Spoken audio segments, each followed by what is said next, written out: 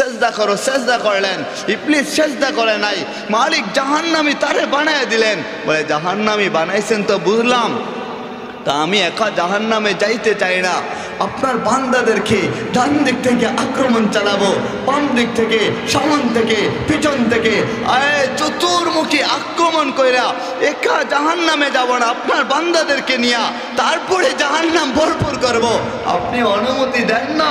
মালিক বলে তোরে অনুমতি দিলাম, যা ইচ্ছা করতে থাক। আদম আলাইহিস সালামকে ডাকলেন, তাআল ইয়া আদম, ও আদম একটু আসো না।